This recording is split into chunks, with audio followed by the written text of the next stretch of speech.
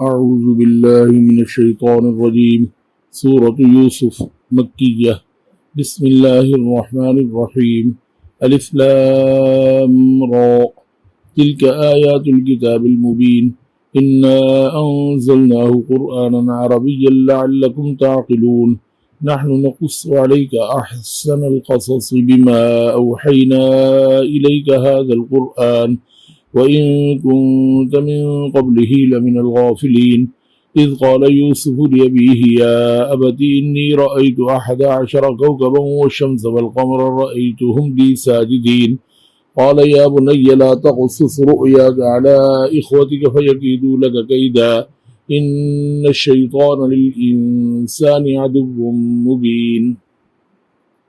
وكذلك يجتبيك ربك ويعلمك من تأويل الأحاديث ويتم نعمته عليك وعلى آل يعقوب كما أتمها على أبويك من قبل إبراهيم وإسحاق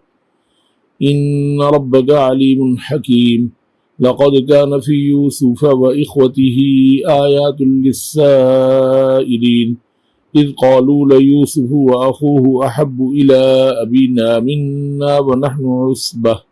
إن أبانا لفي ضلال مبين. اقتلوا يوسف أو اطرحوه أرضا يخل لكم وجه أبيكم وتكونوا من بعده قوما صالحين. قال قائل منهم لا تقتلوا يوسف وألقوه في غيابة الجب يلتقطه بعد السيارة إن كنتم فاعلين. قالوا يا أبانا ما لك لا تأمنا على يوسف وإنا له لناصحون. أرسله معنا غدا يرتع ويلعب وإنا له لحافظون. قال إني ليحزنني أن تذهبوا به وأخاف أن يأكله الذئب وأنتم عنه غافلون. قالوا لئن أكله الذئب ونحن عصبة إنا إذا لخاسرون. فلما ذهبوا به وأجمعوا أن يجعلوه في غيابة الجب وأوحينا إليه لتنبئنهم بأمرهم هذا وهم لا يشعرون. وجاءوا أباهم عشاء يبكون. قالوا يا أبانا إنا ذهبنا نستبق وتركنا يوسف عند متاعنا فأكله الذئب وما أنت بمؤمن لنا ولو كنا صادقين. وجاءوا على قميصه بدم كذب قال بل سولت لكم أنفسكم أمرا فصبر جميل والله المستعان على ما تصفون. وجاءت سيارة فأرسلوا واردهم فأدلى دلوه قال يا بشرى هذا غلام وأسروه بضاعة والله عليم بما يعملون. وشروه بثمن بخس دراهم معدودة وكانوا فيه من الزاهدين. وقال الذي اشتراه من مصر لامرأته أكرمي مثواه عسى أن ينفعنا أو نتخذه ولدا وكذلك مكنا ليوسف في الأرض ولنعلمه من تأويل الأحاديث والله غالب على أمره ولكن أكثر الناس لا يعلمون. ولما بلغ أشده آتيناه حكما وعلما وكذلك نجزي المحسنين. وراودته التي هو في بيتها عن نفسه وغلقت الأبواب وقالت هيت لك قال معاذ الله إنه ربي أحسن مثواي إنه لا يفلح الظالمون. ولقد همت به وهم بها لولا أن رأى برهان ربه كذلك لنصرف عنه السوء والفحشاء إنه من عبادنا المخلصين.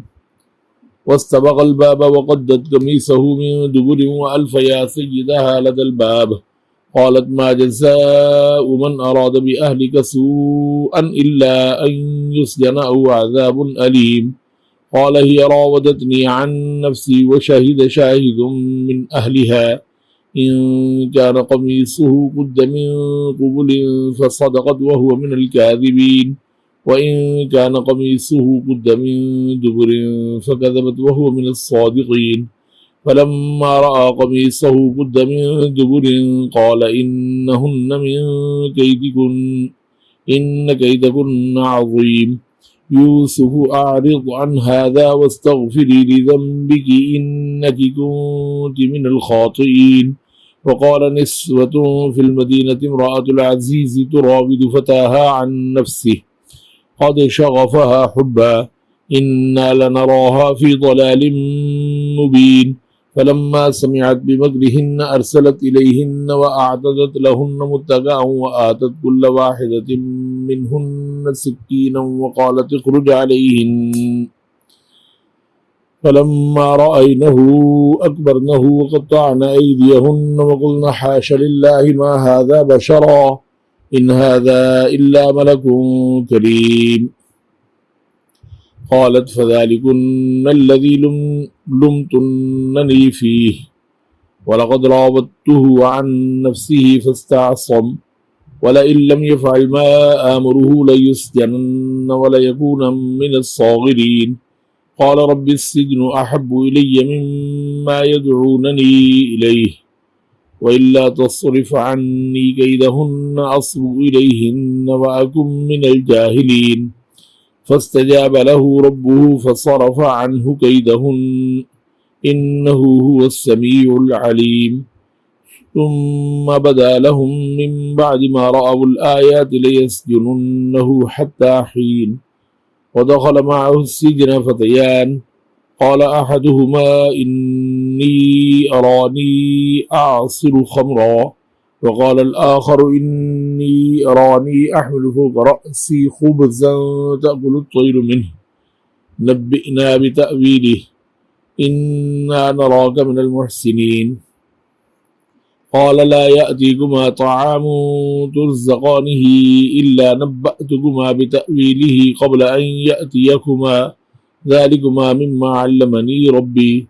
إني تركت ملة قوم لا يؤمنون بالله وهم بالآخرة هم كافرون واتبعت ملة آبائي إبراهيم وإسحاق ويعقوب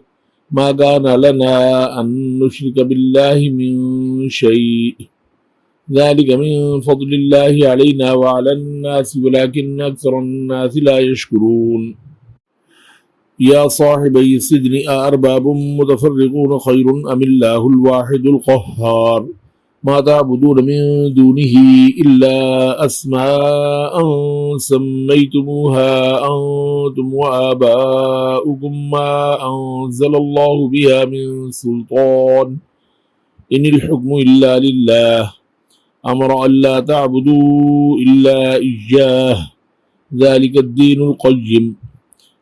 الدين القيم ولكن أكثر الناس لا يعلمون. يا صاحبي السجن أما أحدكما فيسقي ربه خمرا وأما الآخر فيصلب فتأكل الطير من رأسه قضي الأمر الذي فيه تستفتيان. وقال للذي ظن أنه ناج منه اذكرني عند ربك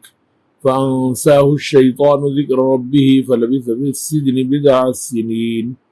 وقال الملك إني أرى 7 بقرات سمان يأكلهن 7 عجاف و7 سنبلات خضر وأخر يابسات. وقال الملك إني أرى 7 بقرات سمان يأكلهن 7 عجاف و7 سنبلات خضر وأخر يابسات. يا أيها الملأ افتوني في رؤياي إن كنتم للرؤيا تعبرون. قالوا أضغاث أحلام وما نحن بتأويل الأحلام بعالمين. وقال الذي نجا منهما وادكر بعد أمة أنا أنبئكم بتأويله فأرسلون. يوسف أيها الصديق أفتنا في 7 بقرات سمان يأكلهن 7 عجاف و7 سنبلات خضر وأخر يابسات لعلي أرجع إلى الناس لعلهم يعلمون. قال تزرعون 7 سنين دأبا فما حسدتم فذروه في سنبله إلا قليلا مما تأكلون ثم يأتي من بعد ذلك 7 شداد يأكلن ما قدمتم لهن إلا قليلا مما تحصنون ثم يأتي من بعد ذلك عام فيه يغاث الناس وفيه يعصرون. وقال الملك ائتوني به فلما جاءه الرسول قال ارجع إلى ربك فاسأله ما بال النسوة اللاتي قطعن أيديهن إن ربي بكيدهن عليم قال ما خطبكن إذ راوتن يوسف عن نفسه قلنا حاش لله ما علمنا عليه من سوء قالت امرأة العزيز الآن حصحص الحق أنا راودته عن نفسه وإنه لمن الصادقين ذلك ليعلم أني لم أخنه بالغيب وأن الله لا يهدي كيد الخائنين وما أبرئ نفسي إن النفس لأمارة بالسوء إلا ما رحم ربي إن ربي غفور رحيم وقال الملك ائتوني به أستخلصه لنفسي فلما كلمه قال إنك اليوم لدينا مكين أمين قال اجعلني على خزائن الأرض إني حفيظ عليم وكذلك مكنا ليوسف في الأرض يتبوأ منها حيث يشاء نصيب برحمتنا من نشاء ولا نضيع أجر المحسنين ولأجر الآخرة خير للذين آمنوا وكانوا يتقون وجاء إخوة يوسف فدخلوا عليه فعرفهم وهم له منكرون ولما جهزهم بجهازهم قال أتوني بأخ لكم من أبيكم ألا ترون أني أوفي الكيل وأنا خير المنزلين فإن لم تأتوني به فلا كيل لكم عندي ولا تقربون قالوا سنراود عنه أباه وإنا لفاعلون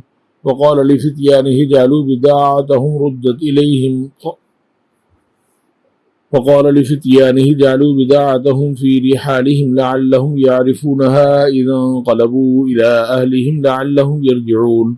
فلما رجعوا إلى أبيهم قالوا يا أبانا منع منا الكيل فأرسل معنا أخانا نكتل وإنا له لحافظون قال هل آمنكم عليه إلا كما أمنتكم على أخيه من قبل فالله خير حافظا وهو أرحم الراحمين ولما فتحوا متاعهم وجدوا بضاعتهم ردت إليهم قالوا يا أبانا ما نبغي هذه بضاعتنا ردت إلينا ونمير أهلنا ونحفظ أخانا ونزداد كيل بعير ذلك كيل يسير قال لن أرسله معكم حتى تؤتوني موثقا من الله لتأتونني به إلا أن يحاط بكم فلما آتوه موثقهم قال الله على ما نقول وكيل وقال يا بني لا تدخلوا من باب واحد وادخلوا من أبواب متفرقة وما أغني عنكم من الله من شيء إن الحكم إلا لله عليه توكلت وعليه فليتوكل المتوكلون ولما دخلوا من حيث أمرهم أبوهم ما كان يغني عنهم من الله من شيء إلا حاجة في نفس يعقوب قضاها وإنه لذو علم لما علمناه ولكن أكثر الناس لا يعلمون ولما دخلوا على يوسف آوى إليه أخاه قال إني أنا أخوك فلا تبتئس بما كانوا يعملون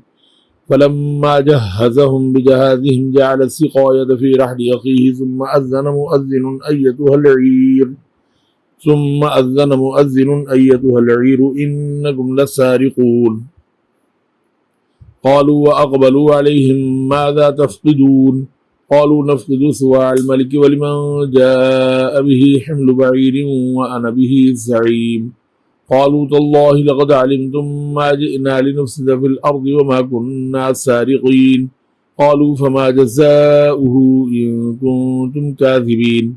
قالوا جزاؤه من وجد في رحله فهو جزاؤه كذلك نجزي الظالمين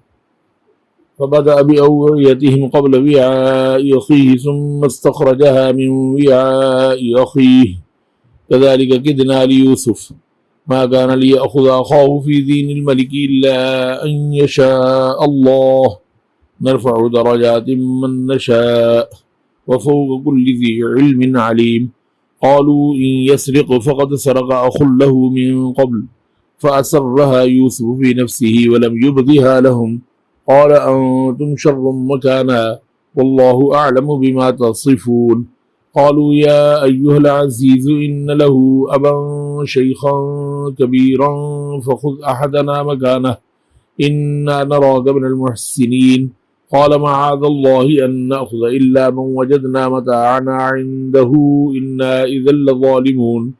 فلما استيئسوا منه خلصوا نجيا قال كبيرهم ألم تعلموا أن أباكم قد أخذ عليكم موثقا من الله ومن قبل ما فرطتم في يوسف فلن أبرح الأرض حتى يأذن لي أبي أو يحكم الله لي وهو خير الحاكمين ارجعوا إلى أبيكم فقولوا يا أبانا إن ابنك سرق وما شهدنا إلا بما علمنا وما كنا للغيب حافظين واسأل القرية التي كنا فيها والعير التي أقبلنا فيها وإنا لصادقون قال بل سولت لكم أنفسكم أمرا فصبر جميل عسى الله أن يأتيني بهم جميعا إنه هو العليم الحكيم وتولى عنهم وقال يا أسف على يوسف وابيضت عيناه من الحزن فهو كظيم قالوا تالله تفتأ تذكر يوسف حتى تكون حرضا أو تكون من الهالكين قال إنما أشكو بثي وحزني إلى الله وأعلم من الله ما لا تعلمون يا بني يذهبوا فتحسسوا من يوسف وأخيه ولا تيسوا من روح الله إنه لا ييأس من روح الله إلا القوم الكافرون فلما دخلوا عليه قالوا يا أيها العزيز مسنا وأهلنا الضر وجئنا ببضاعة مزجاة فأوف لنا الكيل وتصدق علينا إن الله يجزي المتصدقين قال هل علمتم ما فعلتم بيوسف وأخيه إذ أنتم جاهلون قالوا أئنك لأنت يوسف قال أنا يوسف وهذا أخي قد من الله علينا إنه من يتقي ويصبر فإن الله لا يضيع أجر المحسنين قالوا تالله لقد آثرك الله علينا وإن كنا لخاطئين قال لا تثريب عليكم اليوم يغفر الله لكم وهو أرحم الراحمين اذهبوا بقميصي هذا فألقوه على وجه أبي يأتي بصيرا وأتوني بأهلكم أجمعين ولما فصلت العير قال أبوهم إني لأجد ريح يوسف لولا أن تفندون قالوا تالله إنك لفي ضلالك القديم فلما أن جاء البشير ألقاه على وجهه فارتد بصيرا قال ألم أقل لكم إني أعلم من الله ما لا تعلمون قالوا يا أبانا استغفر لنا ذنوبنا إنا كنا خاطئين قال سوف أستغفر لكم ربي إنه هو الغفور الرحيم فلما دخلوا على يوسف آوى إليه أبويه وقال ادخلوا مصر إن شاء الله آمنين ورفع أبويه على العرش وخروا له سجدا وقال يا أبت هذا تأويل رؤياي من قبل قد جعلها ربي حقا وقد أحسن بي إذ أخرجني من السجن وجاء بكم من البدو من بعد أن نزغ الشيطان بيني وبين إخوتي إن ربي لطيف لما يشاء إنه هو العليم الحكيم رب قد آتيتني من الملك وعلمتني من تأويل الأحاديث فاطر السماوات والأرض أنت وليي في الدنيا والآخرة توفني مسلما وألحقني بالصالحين ذلك من أنباء الغيب نوحيه إليك وما كنت لديهم إذا جمعوا أمرهم وهم يمكرون وما أكثر الناس ولو حرصت بمؤمنين وما تسألهم عليه من أجر إن هو إلا ذكر للعالمين وكأي من آية في السماوات والأرض يمرون عليها وهم عنها معرضون وما يؤمن أكثرهم بالله إلا وهم مشركون أفأمنوا أن تأتيهم غاشية من عذاب الله أو تأتيهم الساعة بغتة وهم لا يشعرون قل هذه سبيلي أدعو إلى الله على بصيرة أنا ومن اتبعني وسبحان الله وما أنا من المشركين وما أرسلنا من قبلك إلا رجالا نوحي إليهم من أهل القرى أفلم يسيروا في الأرض فينظروا كيف كان عاقبة الذين من قبلهم ولدار الآخرة خير للذين اتقوا أفلا تعقلون حتى إذا استيأس الرسل وظنوا أنهم قد كذبوا جاءهم نصرنا فنجي من نشاء ولا يرد بأسنا عن القوم المجرمين لقد كان في قصصهم عبرة لأولي الألباب ما كان حديثا يفترى ولكن تصديق الذي بين يديه وتفصيل كل شيء وهدى ورحمة لقوم يؤمنون